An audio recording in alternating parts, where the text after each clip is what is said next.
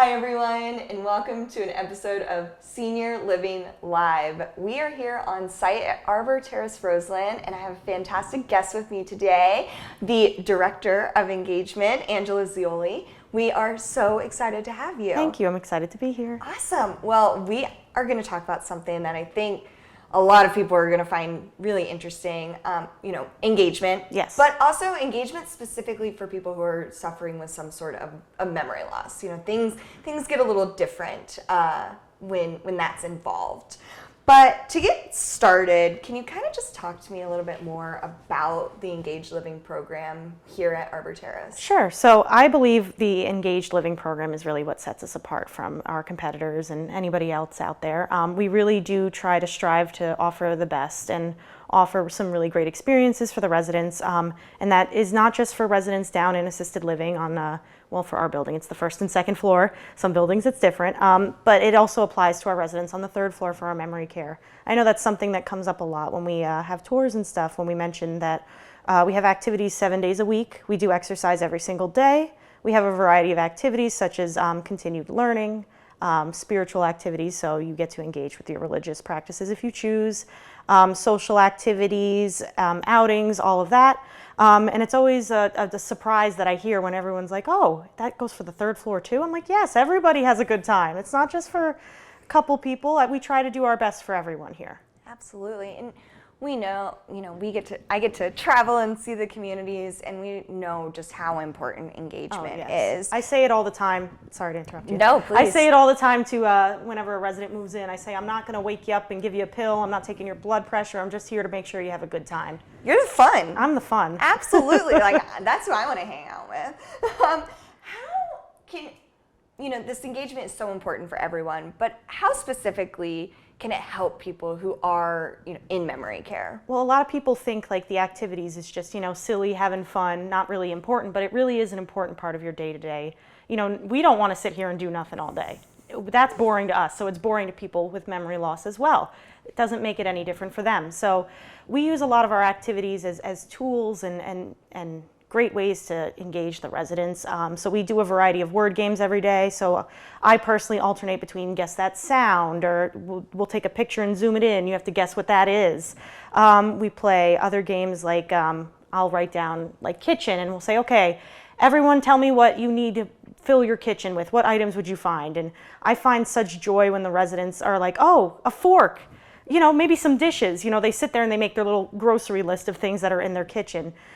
Even people will think, bingo is one of those things that isn't exactly the most enriching activity, but we use it really as a tool as well. So it's the number recognition. When you call B10, so the resident has to find the B10 on the paper. It's the hand-eye coordination with the dabber. It's recognizing the patterns on the page. It's all of that. And we've actually, seen some residents and gone to the nurse and been like, hey, 2 weeks ago, so-and-so could find the numbers and say bingo, and now they're having a really hard time finding bingo. So a lot of the activities are not just for having a good time, making sure the residents have a good day, but also for us to be aware of things that are going on with them as well. And you all are pretty much the first line of defense, just because you do see them every day and you know them so well. Mm-hmm. I find that fascinating.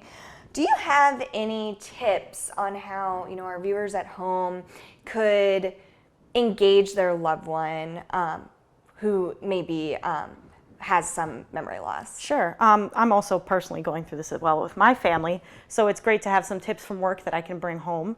But the advice I would give is meet them where they are. Go with the flow and meet them where they are. So let's say your mom is the biggest Frank Sinatra fan, so maybe you'd play some Frank Sinatra songs, sit with her and have a talk about it. Oh, you remember this song? Or YouTube is a good tool. You can go on YouTube and find live concerts. Oh, this was in 19 whatever at this place in New York. Isn't that great? Like, do you remember around this time? Meet them where they are. And my other tip is go with the flow. So, if it's a rainy, miserable day, I don't want to get up and do activity. I don't want to go play bowling. You know what I mean? I'm going to want to stay in bed and take a nap all day. So maybe we're not going to stay in bed and take a nap all day, but maybe it's a more low-key day. We'll do like a meditation kind of exercise, and maybe I'll sit there and paint nails. You meet them where they are, you go with the flow, and they kind of steer the ship, more or less. You're in control, but they steer the ship. Yes. Yeah, that's something I've learned so much about memory loss is exactly what you said, meeting them where they are. all affirmation and just reaffirming everything that they think is going on. Let's say somebody has a loved one who's just recently diagnosed with dementia, and kind of let's help them with that first step. What now? So it very much is overwhelming at the start, but it's important to figure out where they are right then and there. It's a lot of people think, oh, with the first dementia diagnosis, that they think worst case scenario. They picture, what you see in the movies and TV where like it looks terrible. It's not always that way to start off with. So you have to figure out where your loved one is, and then you can go from there. Maybe they only forget so often, but maybe it's not every 10 minutes we forget. Maybe it's every hour. So it wouldn't be as severe. So it's easy to jump to the worst case scenario, but I would not, I completely agree with you. A lot of, we talk about it at the Arbor Company a lot, but the idea of thriving with dementia. Yes. Can you kind of tell us what that means to you? So like I said, with the comparison with, just sitting in a chair, what they say in movies when it looks awful, that's not what we have here. So thriving with dementia is not just sitting in a wheelchair all day staring at the four walls. Thriving really means you're doing your activities. You are still capable of having interpersonal relationships. You're able to have a good time with your day. So for me, thriving with dementia means you still are able to have a good quality of life. I love that. Do you have maybe just one more piece of advice you'd like to leave our audience with when it comes to engaging people with memory loss? Absolutely. You don't have to, similar to like I just said, with you don't have to lose everything in your life. You still have a life to live. The person's still alive. They are capable of having interpersonal relationships. They have their own wants and needs. They are capable of having a good time.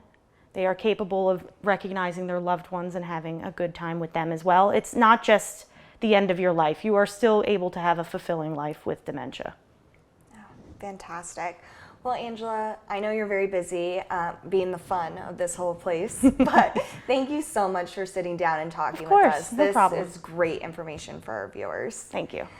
For everybody at home, thank you so much for watching. If you'd like more information like this, more videos, webinars, you can go to seniorlivinglive.com. And if you're in the area of Roseland, New Jersey, you can learn more about Arbor Terrace Roseland at arboroseland.com.